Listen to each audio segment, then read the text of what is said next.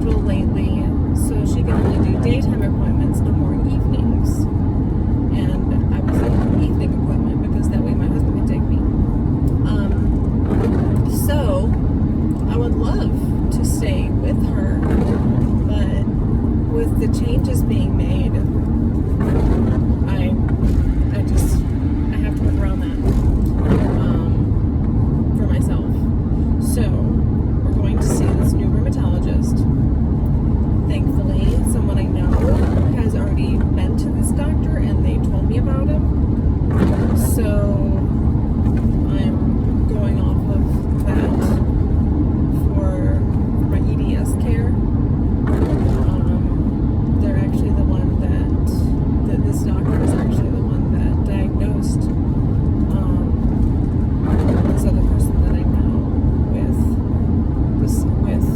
EDS as well. So that's comforting to know that this new doctor, he is capable of that he's knowledgeable enough for that.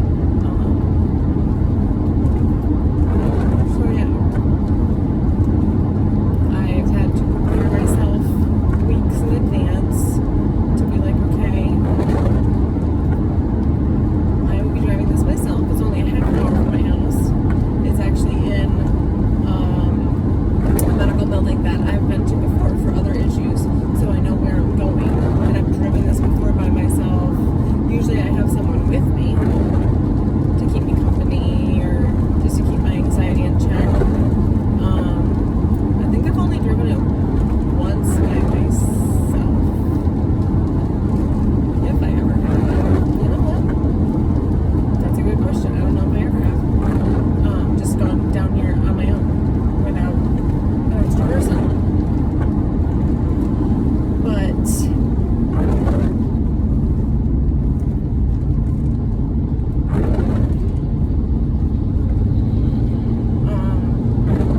so I'm driving myself today. I had to give myself enough time ahead of time, like weeks wise, to prepare myself for it. I made sure to call my other rheumatologist's office to pass down the information to make sure they know what's going on with me and what my history has been with rheumatology. I had to make sure to set my day up, like schedule my day in a way to where I can compensate for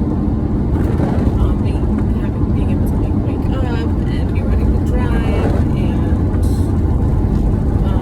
leave at a time to where I can give myself. I always have to give myself extra time because if I do end up running into an issue with my anxiety, that gives me time to stop and get myself back together, regroup.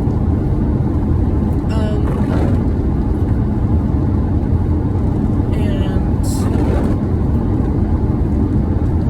so then after the appointment,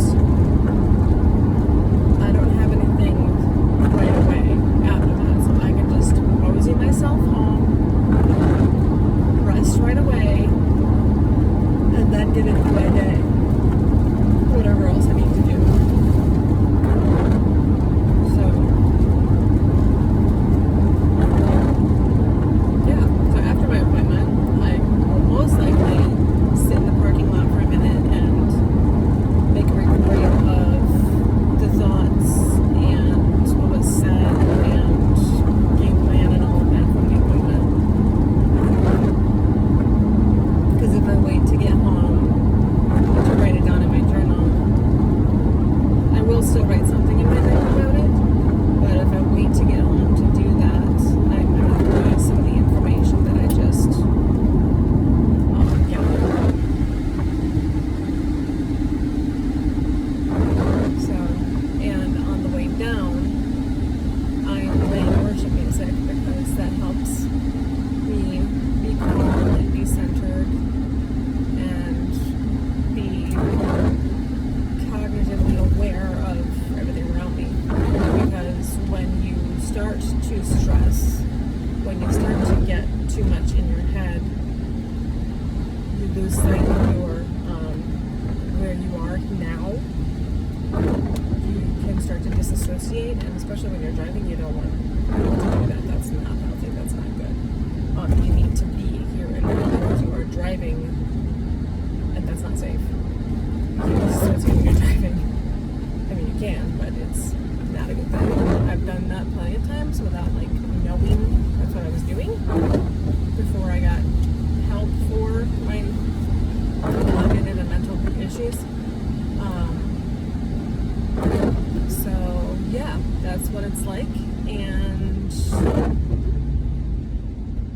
I will most likely add to this and give you a little update when I get finished to tell you how it went with a new provider.